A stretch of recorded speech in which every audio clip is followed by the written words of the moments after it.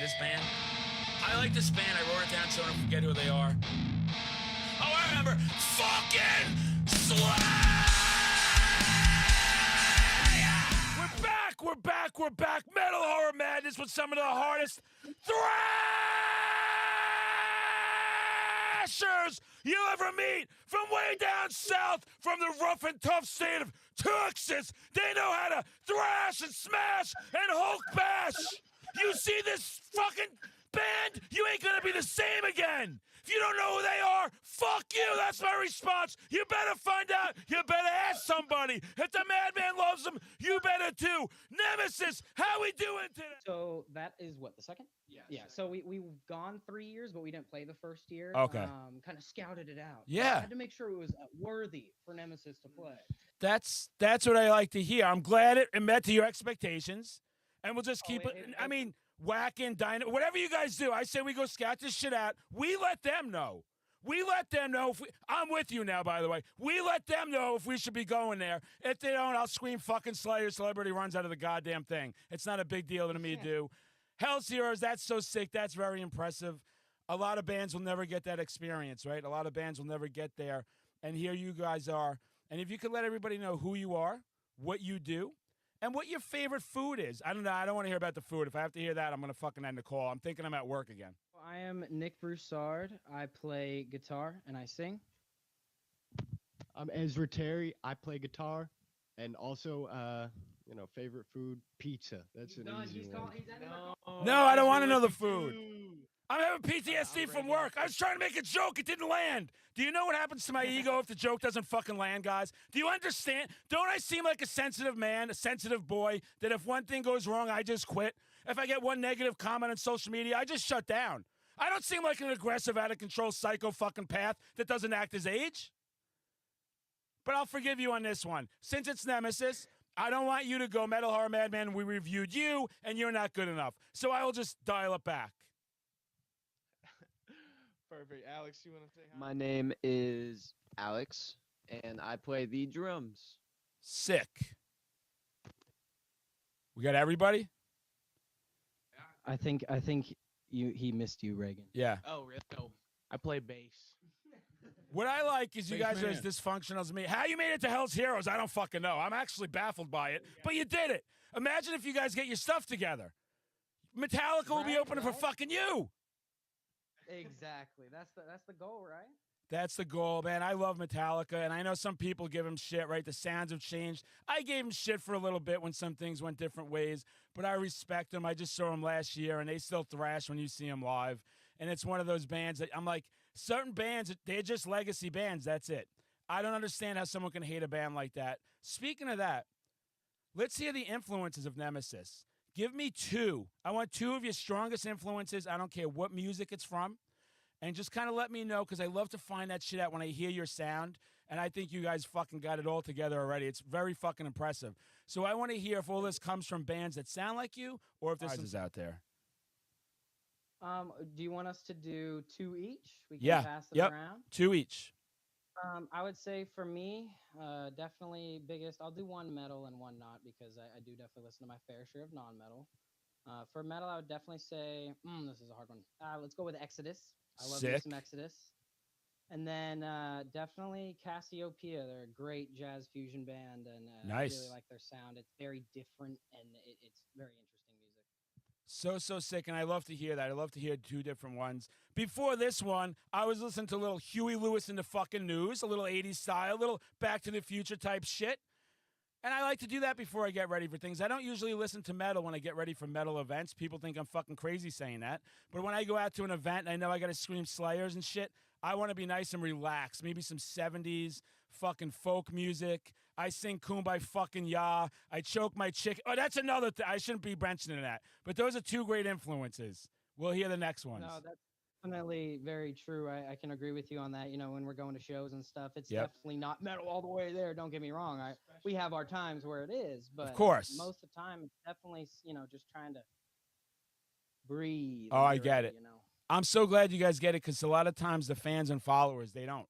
They think that's like fucking, and I'm like, once you start doing it, you'll understand. Once you know that energy you have to bring to that event, right, and everything that's fucking going on, you need that zen moment. And then when you get there, you act like a complete asshole, and they go, man, we're cutting you off. And I'm like, I'll go to the other fucking bar, guys. I'll just go to the other bar. Not a big fucking deal. Cut me off all you want. All right, Ezra. I'd probably have to say Testament and Yeah. Van Halen. Sick. Shit. Well, Megadeth obviously is one of my favorites of all time. Dave Ellefson is a bass god, and I have learned a sickening amount of his bass riffs. I mean, redefine what you can do with the bass. I really like it. The second one, he kind of stole my Van Halen one, so I don't know. No, wait. Pantera? Let's keep to Van Halen because I just did another episode, and that was another influence from another fucking heavy band, and I'm a massive Van Halen fan. And then we had one member from each. One guy was a Roth guy, loved fucking him, and then the other guy made me sick to my stomach. I got physically ill, and the fucking episode had to stop because he had the balls to tell me Van Hagar. And I like Hagar solo. I think he's a great singer. I think what he did in Van Halen is amazing for something else that's not Van Halen. But I'm a Roth guy, and I got to see Roth at the reunion show, and I lost my shit. And they opened with Unchained, and Roth came out, and he was like, I'm back! And we were just like, fucking lost it. It was so sick. And I stole that when I announced the band on stage. I went up, I had two bands in one night. I was like, I'm back! And they're all cheering. I'm like, fucking joke's on you, fuckheads. That's not even my material. Alex? So you both Roth guys? Just to clarify? Oh, yeah. Yeah, all right. Everyone here is Sick. You guys get it. how Van Halen. That's how Van Halen. I mean, that's how they got their sound. You know that as performers. Don't get me wrong. Like you were saying, Hagar has a great voice. Unreal. What he did in Van Halen, it sounds good, but it's Yep. not Van Halen. No. That's why people say Van Hagar because Right. it's not Van fucking Halen. Yep. I would say my first influence would probably be I'd probably have to go with old school death metal and go with Death. Sick. Just raw Sound of Perseverance was amazing. Yep. Human was one of my favorite albums, big inspiration to me. Nice. I'd say another one is a little bit more on the modern side. I'd say Havoc, because Great band. They're big inspiration to me. The first album was killer. Yep. Afterburner is amazing. I'd say Time Is Up is another great album. So they're a pretty big inspiration. I do have a lot of all around inspirations. What's a non-metal band? Let's see here. Led Zeppelin was a big inspiration to me a while back, but Same. I need to Brush up. yeah, a lot more. Definitely on those Bonham fills for sure. Yeah, I Those were a fucking killer inspiration. I am a Zeppelin. I one time I'm turning 48 this month. I know I look fucking 28. And when I was 17, I was fucking playing basketball in New York, and we were playing Led Zeppelin. And some other ruffians came by and they were like, play something heavier. And I'm like, this is as fucking heavy as it gets. If you can't understand how heavy this fucking music is, then you got fucking problems in the head. Yeah, fuck you. Yeah, fuck you. And I was ready. This may shock you. I was always ready to throw down over something stupid. I was always out of fucking control and passionate about music. Because Physical Graffiti, that fucking album to me is a top 5. Kashmir is one of my top fucking 3 songs of all time. If you don't think Zeppelin's heavy, and heavy as we know doesn't just mean the modern heaviest riffs. Heavy just means heavy. The emotion, the feel. If people don't agree with me, I will fuck their moms and wives. Like, there has to be repercussions. You can't allow people. You can't let these people say that fucking shit. Stop spreading that misinformation. Thank you. Fucking information. Everything from they have a song, Nobody's Fault But Mine. That's my fucking theme song. That is my fucking theme song. I know everything that happens bad I cause, and I'm proud of that. I play that song, I wear it on a fucking badge on my fucking chest. All great. All great stuff, and I love to hear we have everything from jazz to death metal. I love all those bands. I saw Havoc open for Exodus last year, and I had a viral video of Gary Holt. We locked eyes. I fucking blew up. It's so fucking sick. Can't wait to go see Exodus again at Louder Than Life Milwaukee Metal Fest. Just got Gary Holt's fucking book. Haven't read it yet. Got to learn to read. But it looks fucking good. The pictures look fun. That's a great book to start with, you know? Yeah, I figured it would be the other books I look, you get them behind the counter and they're covered up. But we don't talk about those books here. But I don't need to read anything in those books, which is fucking great. Let's talk Nemesis, though. I talk a lot. Nemesis. We got started. We got you guys shredding and killing it. Great things keep happening. How was it to record music? What's the process like for new bands that haven't written a song, which I know a few trying, and they kind of just can't figure out how to do it and how to get along sometimes. So I'm curious what your process is. Our process is probably about as similar to any other band that you ask. It's just it kind of shits out. But I'll get more into it. The normal occurrence of a song getting wrote, right? Let's say one of us has a main riff, right? Now we're like, ooh, I like that. That should be a Nemesis riff. So we'll look at that, figure out, the key and all that mess, the mathematical shit about it. Yep. And then, kind of build around that and turn it into a song, jam it out a bunch, figure out, what needs to go where, what we're feeling. I mean, 99.9% of the music writing process is just us in the room and feeling it out, being like, trial and error, just putting it together like a puzzle to figure out what feels the best, what sounds the best, where we're trying to go with it, what we're trying to convey just through the music, not even, vocally, because, that's definitely a part of the process. A lot of people nowadays, especially in pop music, they're all focused on the singer, so that's like one of the last things that we really worry about, because I really like this, the music, the heart of it, to really let that tell me what, really saying this is about, it's for thing. And sometimes we'll have fun and write songs about deep sea monsters like Aggressor. Sick. Sometimes we'll talk about something a bit deeper, like how fucked up our government is on both sides and how completely corrupt it is, like false reality. I mean, no, they're not corrupt if you like fucking war 24/7, right? You just take two sides that say they're anti-war, but they both are pro one war. It's fucking disgusting. And I'm starting to get a little. I even did a video today with it. Fucking gross, right? It's shit. It's garbage. It's definitely garbage. They're pro money and filling their brains with power and their hands. And you watch these people fighting over it, going, you kind of both have the same beliefs. You're just being broken up to fucking align with one side. If you assholes could just get together, maybe, probably still not because how fucked up everything is, but maybe it can make some kind of impact. I don't know. Pet peeve for every one of us is just kind of watching, media on both sides and be like, motherfucker, y'all are stupid. Can we not just like smoke a bong and hang out and get some shit actually done that'll help our country out and stuff like that? But it's so crazy. That's a whole nother rant. And it does tie into metal, because I'm listening to fucking Slayer and Ice-T did a song in the Judgment Day soundtrack, and it's a fucking anti-war song back in the 90s. And the shit they're singing about is like so relevant. Peace sells, but who's buying, right? 86. There's been nothing's changed. And you listen to a lot of these lyrics in the songs, and they're talking about all the same stuff, propaganda. Fucking war pigs, right? 1970 or some shit. Yeah. Nothing's changed. Nothing. There's been no movement. They're still able to manipulate everybody, treat everyone like shit. And I do love metal bands. I'm not big on bands in metal, punk, hardcore that lean one way or the other. No offense to their musical abilities, and I understand they're going to have their beliefs, and we can disagree. I'm more about that just anti-establishment shit. We need a reset. I like when you could sing politically to me, but like, don't fucking promote one of the sides of politics that are fucking playing games. That's just fucking, I don't know. That's just me, though. I am totally in the belief that, everybody is entitled to have their own opinion and morals. And, that's what fucking founded this country, is being able to be different, but we're all equal at the end of the day. And I feel like it's really been lost in, just past years, people not really respecting people because of a political belief. And it's like, dude, we're all human. We need to work together, not fucking shit on each other. Because what they're doing is just dividing and conquering. That's what they've been doing. That's what they'll always be doing. So. Yep. Well, at least you guys see the bigger picture with that stuff. And it's something that's great that you do have musical abilities to get it out there. Because I always tell people, if you reach one fucking person, I think a lot of people get into this scene, even with social media, for the wrong reason.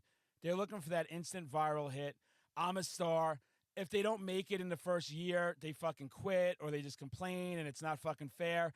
And I look at it going like, don't forget why you got into this. You got into this because you have passion for what you're doing. You love what you're doing. You love the forefathers before you that were shredding and bringing all this music.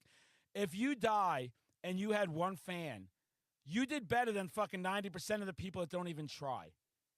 That's fair. No, that's a very fair point. Yeah, and how do you guys go through? I know it's a lot. I know it's a lot to manage your lives and work and fucking band and ups and downs, right? There's good shows, bad shows. As you get momentum in this industry, and then sometimes it just fucking dies and you second guess yourself. How do we stay motivated?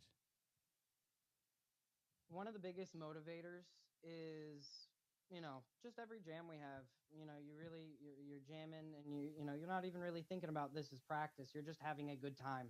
So for me, especially, every time we get to have a jam, and I really just get to kind of blank the mind for a bit, really get into the music and focus on it. That's a big driving factor, along with just watching something that came from the collective of all four of us come into one thing and Right. just turn into something that we all really can appreciate. And we're like, all right, well, this is great. Now let's show people. That's Yeah. definitely a motivator. Being like, we have our first album out, and from what I had heard, people did enjoy it, and Yep. that's also just getting feedback on the music is also a really big motivator. Hearing like, oh my god, I love False Reality and this, Yeah. this, and the solos and the drums and all that. And it's feels so weird, because a couple years ago, before we even started, you're like, man, watching Megadeth Exodus live in the '80s, you're like, holy fuck, Yep. dude, I want to be exactly like that. And, Right. and then you kind of get a little taste of how that feels, and you're like, whoa, Yep. this is cool. I want to keep doing this. Yeah. So, yeah, no, I mean, you're talking about managing work and stuff. I mean, this man over here is working like a dog right now, saving up. Just we're all strapped for cash, but what band isn't? Right. What band isn't? Yep. So, just the response from people and watching the music take form is a huge motivator for myself, and I know that's definitely a big factor for them as well. Did y'all have anything else you wanted to add to that? I would say the biggest motivator for me in particular is live shows. People get rather rowdy, and that's Yeah. fun and good to see. So sick. When I cross paths with you guys, you will hear guys fucking screaming Slayers for no fucking reason. It will baffle you on stage at the time because you're like, it's fucking Slayer. Here are they showing up? What the fuck is going on? But it's just a crazy person, and you got to respect the crazy because they're crazy. Oh yeah. No, man. I mean, I'm not even talking about you, but just we get to talk to so many different walks of life at Yeah. these shows, and it's so awesome seeing just the differences in the people and how they can come together and enjoy one thing and really just have a good time together. Kind of set aside any differences and just really enjoy themselves and have a good time. That is really beautiful to see. It's so good, and I'm so glad you have that appreciation with the people that are fans and appreciate what you're doing. And I always tell bands, that day you could have fucking been the greatest thing to happen to them that week or that month. We don't know what's going on at home. People have fucked up households. A lot of people in this scene, as we know, me included, come from a lot of abuse and shit and just struggles over life. And it's one thing where I bond with everyone. It's why, too, when I'm out, I want to spend time with everybody. Anybody that says madman, and I just soak it in and let them vent sometimes to me. And it does. It keeps you going. It keeps you going, like the good times, the bad times. And it's another good thing. I mean, word of mouth, right? People want to know you're not fucking dicks. They want to know that they go there, you're good guys, you're having a good time. How do you do with fan interaction? Are you comfortable? Oh, so comfortable. I'm just a chatty Cathy over here. Nice. I never understood. Again, maybe someday we'll understand, but I've never understood. Like you see all these pop celebrities. They have they're walking out of a building and they have like a bodyguard Yeah. shaking them off. It's like, Yep. dude, you don't want to go up and be like, oh, hey, what's up? How are you? I know. That kind of thing. Because that's one of the funnest part of the shows. After you get off stage, you have your 10-minute head reset where it's just pulsing and you're like, Yep. fuck water. Yeah. And then you go out to the merch table and everybody's like, wow, that was such a good time. Y'all were going crazy and everybody here was going crazy. And it's like that. It is such a good part of the show. One of the most things that I feel like we all look forward to and very rewarding. And I would definitely say that part of the show. That's just part of the show, man. You got to talk to the people. You got to interact. Yep. You got to have a good time. Show them you're not gonna bite. Right. Yeah, and they do. As you know, sometimes they're so nervous, and it's just like you got to calm them down and relax. We're all just human beings, and you do Mhm. want to spend time with everybody. And I think the problem with some celebrities or bands or influencers sometimes you could be having a bad day, right? Or you could be in a rush to the next thing. You just take, I've had this stuff happen, and I just take 5 seconds. So sorry. You know, if we want a quick pitch, whatever you want to fucking do, catch me again at the next show. And they usually do DM me, and it was so nice. And I'm me. I wear my heart on my sleeve. And I was like, I felt fucking horrible. I felt horrible blowing past you like that. I didn't mean to do it. I had a time where I was announcing a band at one venue, and then I was doing a promotion at another venue. And it was like I was fucking going through the street and I heard some random people, Madman, and I just gave him like a fucking Slayer, and I couldn't go run up to him though, so I felt horrible. You know, I was like, I gotta go. I'm sorry, and I really did.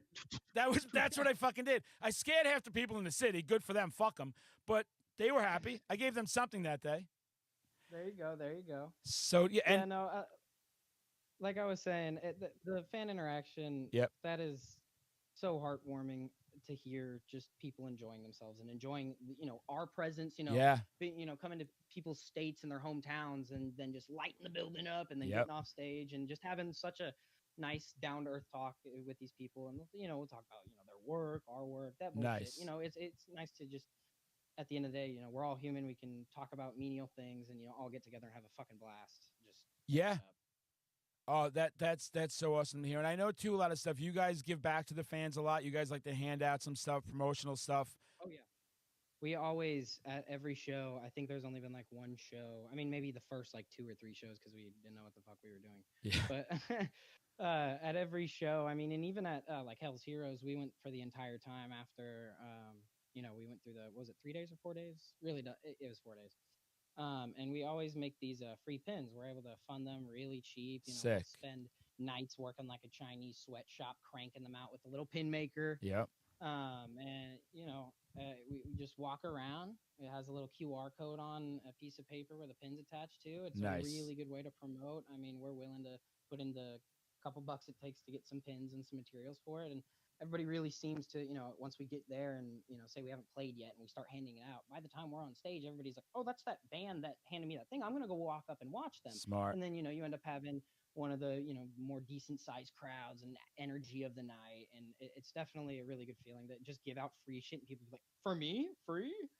It's, as you guys know, as fans of bands or something, whenever I got anything in my life, I like freaked the fuck out. I was like, this is crazy. Like, I don't deserve this. I can't believe they're giving me this. So it's a great touch, and it's great for other bands to hear these things. Because another thing, when I talk to bands coming up, it's like some of them can't grasp that you're not making money right away, okay, everybody? No at all, right? You were fucking doing It's shit. a passion project at this point. It is a straight passion Yep. project for all of us right now. And that's why I try and help. Like if you see my account, or if I have local bands and I have time and they want me to announce them on stage, anything I could do to help, because I fucking know what that's like and how much it means to everybody to be able to play this music and balance that. And it's a family, the metal community. I know it's cliched, but it's a family, and we got to try and support each other all we can, right? And that's something I really do respect with you guys, going there knowing passion project. We're still handing stuff out. We're spending time with people. We love what we're doing, and that's really cool to hear. Like, if we didn't like what we were doing, if we didn't like being on stage, obviously we wouldn't be doing this. I mean, Yep. definitely spent more money than made money doing this, but Right. is it a regret? Fuck no. I've No. enjoyed every second I've had on stage, talking to people, just, Yep. Being in the venue environment, watching the other bands play. It's a good time. So I wouldn't change it. What's been your favorite venue? Oh, honestly, this past Hell's Heroes made White Oak a very good contender. Feed and Seed in Louisiana is also a beautiful venue. The people there have a fucking blast. Do y'all have any favorite venues besides those? The Whiskey. Oh, the Whiskey. That's a good one. Yeah. That's a great one.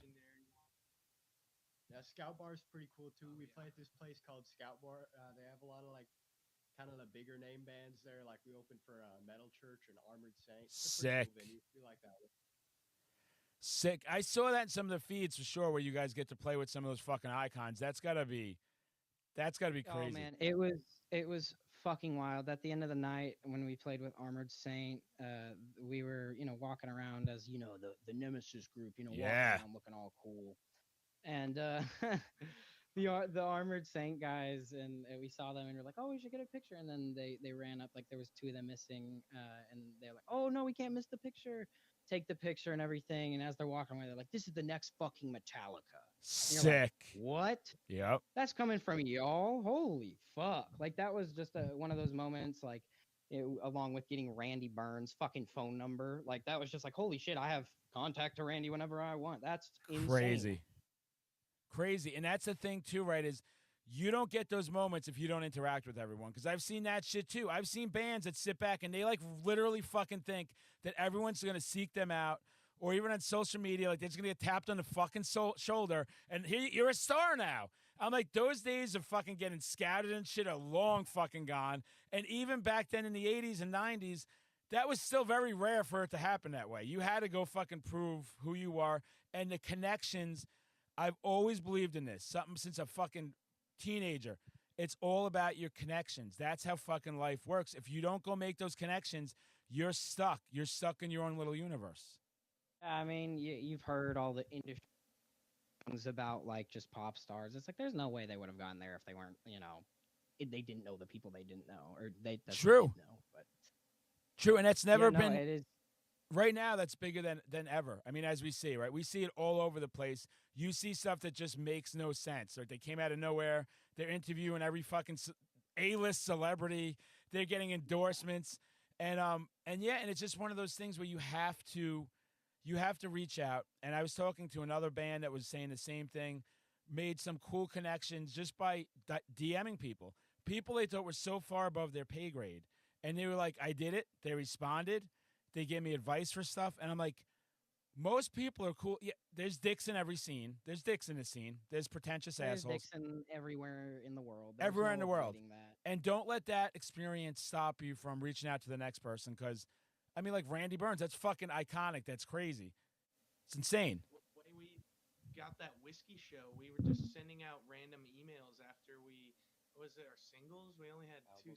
Was it album at the time? Yeah. So yeah, the album that just came out. We sent every band we could think of.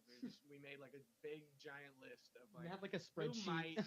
who might respond, and then we went and found all their emails to the best of our ability on Google, and just sent them all out. And then we got one random offer to play the whiskey. With like, Fueled by Fire, and we're like, what the fuck? That's a obvious yes. We're going to California. So sick. I mean, the amount of bands that have played there, right? The bands that have been on that fucking stage. So in the green rooms of the whiskey, they have like the newer green room, which if you go up the stairs and to the left, that's where that one is, and that's where they keep like all the headliners and stuff like that, because it's a nicer, updated green room. But off to the right, there's two green rooms, and those were the original green rooms where, before they even had the ones on the left, and that's where we were, stationed. In the green room on the right side. And it was just really weird being in like the same room, like, I mean, every band ever has been in, just standing in the same spot. We're like, oh my God, we need to fucking slam stickers all over the wall.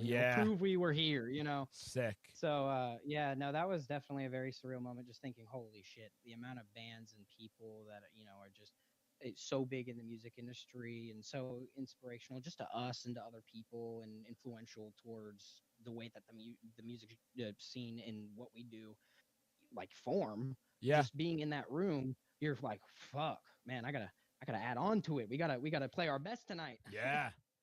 Those it's one of those things. It's like when I saw Alice Cooper at the Grand Ole Opry, and he put on a fucking show, and I've seen him 35 times. I've never seen a fucking show like, I mean, he was just, to be in a building with that kind of iconic fucking background. He went back to the 80s. He was pulling people's hair in the front fucking row. He was like full fucking, I was losing my fucking mind. And that does that. You get that power when you're in certain places, and you feel that energy. And just walking in certain venues, you just know, like, this is something special. And I got to be part of that. It's time to choose. Do I want to be a run-of-the-mill thing that nobody cares about? Or do I want to show this venue the respect it deserves? And it sounds like that's what you guys did, and that is so fucking sick. It's always really funny, like with the whiskey and with White Oak, all those like very nicer venues that have, the green rooms and the free waters for everybody, that kind of thing. It always does feel pretty fucking wild when you walk in there, like physically, just because of how fucking cold it is, because they crank the AC so it doesn't get, see, you walk in and you're getting chills, regardless if it's a mental thing or if it's literally, holy fuck, I'm just fucking freezing. God damn. Yeah, and you got to be prepared for both of that. I wasn't prepared for another thing, the heat. I went to the Middle East in Boston. There's an upstairs and a downstairs venue. And I was going to announce Frog Mallet on stage. I went before that show. It was Bong Native, Frog Mallet, Trash Panda, RSI, amazing.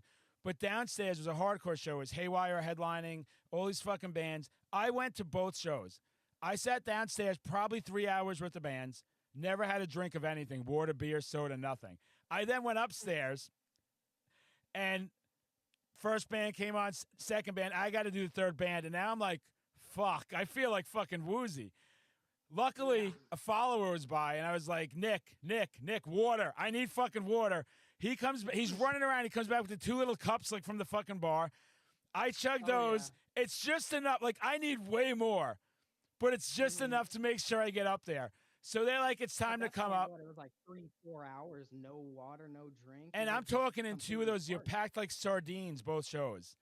Packed like, hot. I get on stage now. I'm wearing a beanie. The lights are just fucking pulsating on me. The heat is coming down. It's like fucking Thanos just fucking attacking me, assaulting me. All I could do is take it, just like when I'm with a metal mom and they got to get the best 40 seconds they can get because I'm quick. I do everything fast. But I'm up there and I'm going. Give yourself some credit. 45. Come on. 45, 48 on a good day. I'm sitting up there. Okay. I come up there and it was the sick. And now everything's going because it's the first time. Usually I walk up and I start talking and I walk up there and the place just fucking loses it, right? So my ego's like skyrocketing. I'm dancing a little. I'm twerking. I'm not even talking yet. I get on the thing. Someone yells Slayer. I drop a fucking Slayer. I fucking do a joke about Luigi, like fucking refuse, resist, all this shit. I'm on fire. I got stuff going. I'm in control of the crowd. I'm doing amazing. And I'm up there and all of a sudden at one point I'm like, fuck. Ooh. Yeah, I'm getting heat stroke at this point. And I'll just see these red lights and they're just like hitting me to the point that I still had stuff to say. And all I said was, cock. And they thought it was funny, like I had planned to do it. I get off stage and everyone's ready to greet me, right? Everyone's hype. And I'm ready to just throw up everywhere. My body, I can't talk. Like if I say one word, they're in trouble. So I just had to act like I was too emotional up there. I had to play it cool, like just... And I got it back for a second, and then I was able to talk for some. I'm like, I just need a fucking drink of water. But I learned a lesson from that shit. Boy, did I learn a lesson there the hard way. Ooh, hydration. That's a golden rule for being at venues. I mean, being a person in the crowd, being, you know, an announcer, or, I mean, being in the fucking band especially. I mean, the lights and the heat in the room just from when you get there to whenever it's packed out. And you got the lights on. You got all this... And you know, you got people going in fucking circles, sweating their ass off, that kind of thing. Boof, it gets hot. And that's why I brought it up, and that's why I'm glad you said that too, because that stuff, these are all little things that sometimes you just don't like. I just was like, fuck it, like I'll be fine, like whatever. And I don't even know. I think it was because it was so packed. It was just hard to get to the bar and shit. It was just, and I was just like, fuck it, like let me just stay focused. I want to rehearse what I'm gonna say in my fucking head, and I just like to bring all this shit up for all the new bands that don't, because. I've seen people just fucking throwing up on stage from fucking having hydration issues. Yeah. I've seen people after the thing just like borderline need a stretcher. Yikes. So it's like, you know, you got to have that ritual, right? You got to hydrate all day. You got to hydrate there. I always see on stage, everyone has their water bottles or beer, whatever the fuck they're doing. They have something up there. And I learned that lesson. And I was like, I went like 7 hours and I drank nothing.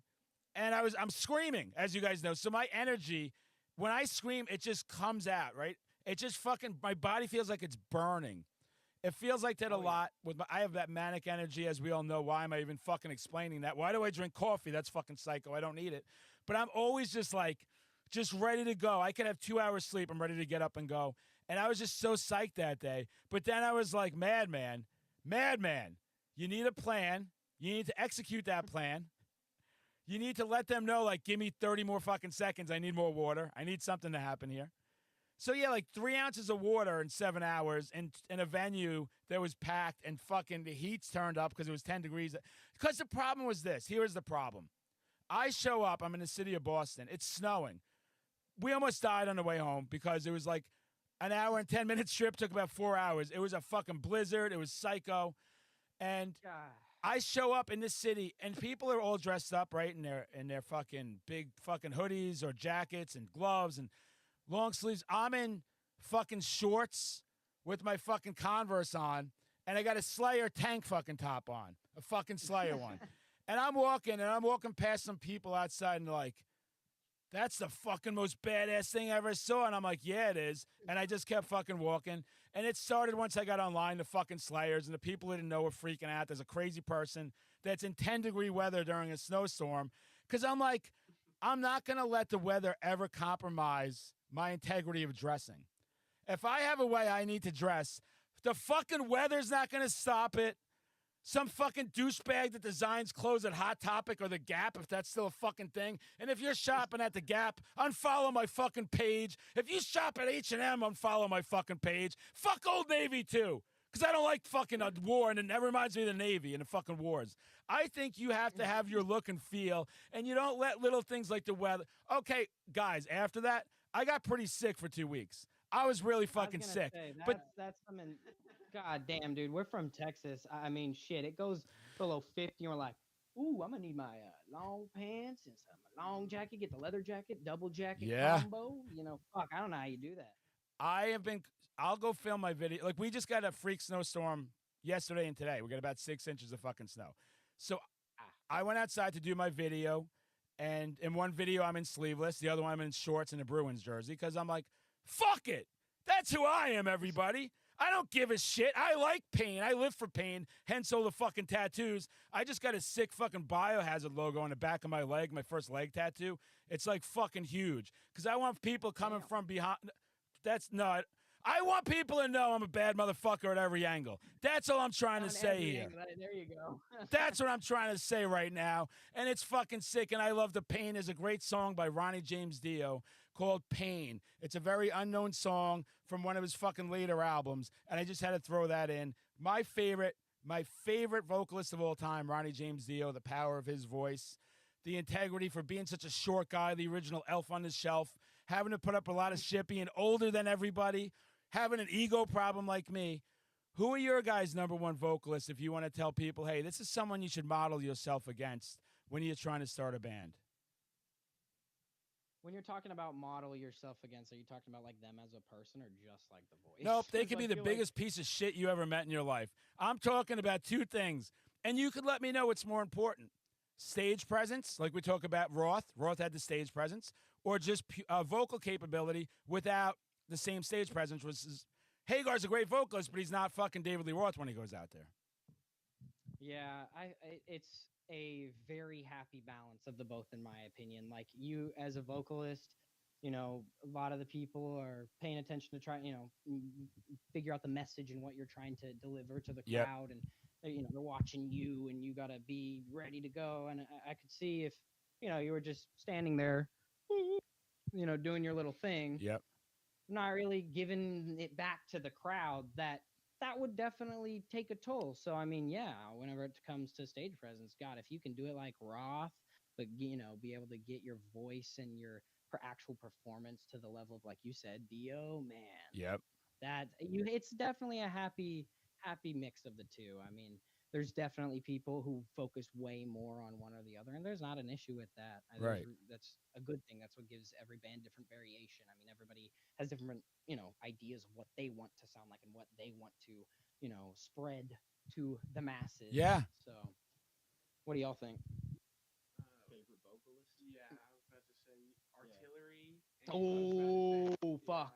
Finger Undersurf from Artillery. That's kind of a deep cut one, but it's a really cool one. Hey, that's sick. That's a sick fucking pick. I've never heard someone say that, and I love to hear, because there's so many singers out there. And, like, I mean, look at me. I go to Ronnie James Dio, one of the most well-known of all time, right? That's usually a typical response. So I respect that response. That's sick.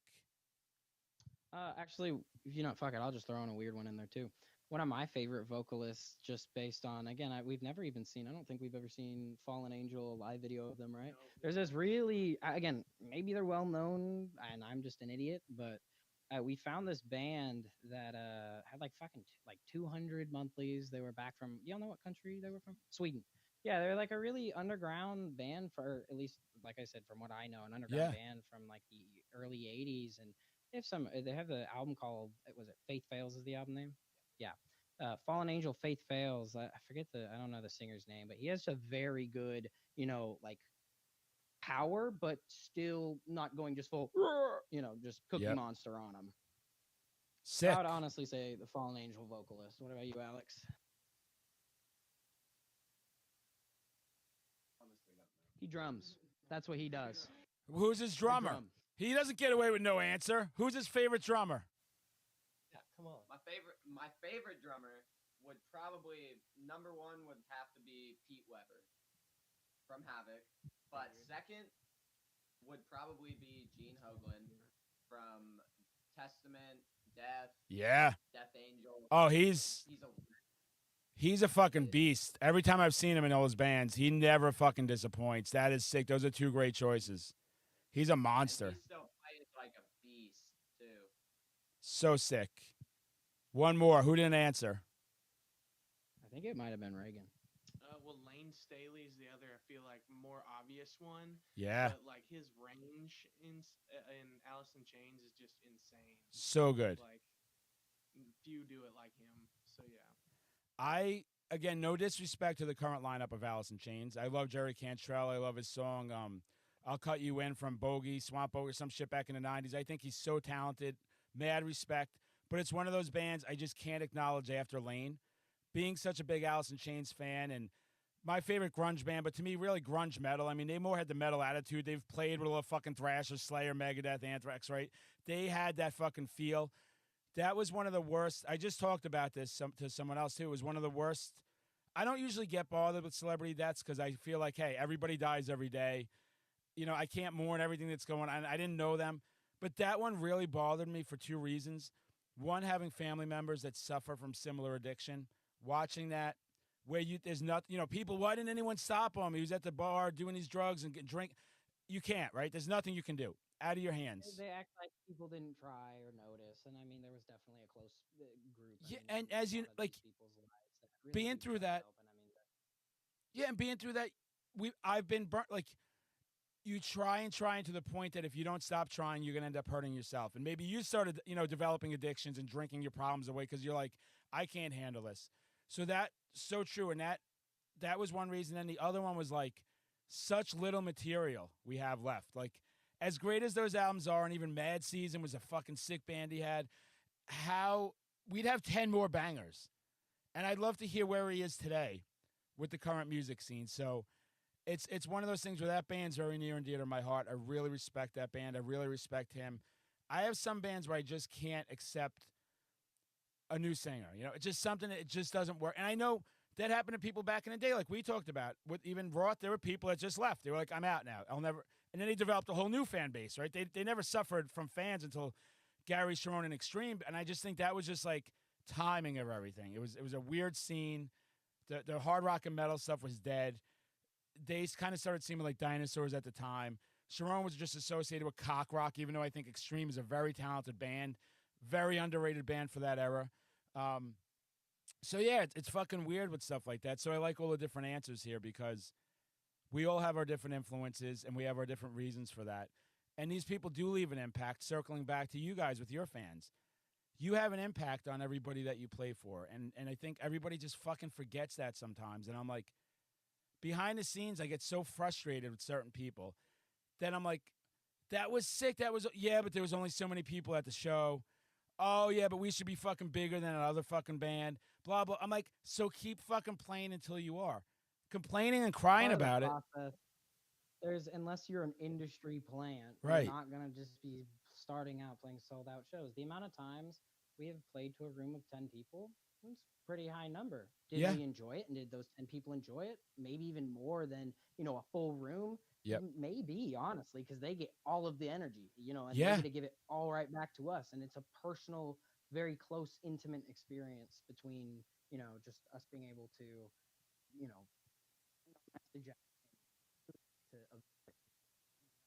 it's I'm like, I'm here and they're playing this for me, and I'm right up on the stage, and they're in my face fucking screaming, and I'm screaming back. So yeah. Oh, it's so sick. And as you get bigger, right? Like then they have that story. Everybody loves that story. They were there when there was 10 people, or they bought it when there was 5 T-shirts, and that shirt's never going to be made again, and all these fucking great things. And that's what it's about. That's why I love you guys too. And you got to have that attitude where we're there to play. It doesn't matter how many are there. It doesn't matter the conditions. We have a job to do, and we're going to do that job. Every inch of your body and brain every time. Or else, what's the point in doing it? It's so fucking true. And you guys keep progressing more and more. And you guys are out there tearing it up. And bigger things are going to keep happening because of the tenacity. What else can we expect from Nemesis in 2025? Do y'all want to fill him in on the recording? Yes. We're thinking about Hell's Last Kiss as our next single. We've been playing that one for a couple shows now. Kind of just giving the crowd a little teaser, I Little sneak suppose. peek. Yeah. Sick. A little sneak peek. That one's mostly on its way. So Within the next couple months. Yeah, will I was about to definitely be say. out. We're still working on the whole album. We got hopefully the Nemeland Mansion, which is what we call our House endeavor. our compound that we're trying to start. So hopefully Nemesis will have a house and Sick. a new album and a couple singles. So. Don't look at the wall back here. It's fine. Yeah. But yeah, anything else you wanted to add? Yeah, just working on the album. Working hard, hardly working, that kind of deal. Sick. So we get the album and any tour dates coming up. Anything else fucking planned on the venues? So we have actually at that Feed and Seed venue a show in June that we're going to be playing with our friends from Oklahoma. She Hates Me Not. We had a really good time up in Oklahoma. We played at the Vanguard. That's honestly back on the venue thing. The Vanguard was a really good time. That was in Sick. Oklahoma. They had it was like Taking Out the Thrash was like the show name. Oh yeah, it's his shirt. Oh, sick. This band, I like this band. I wrote it down so I don't forget who they are. Oh, I remember. Fucking Slap!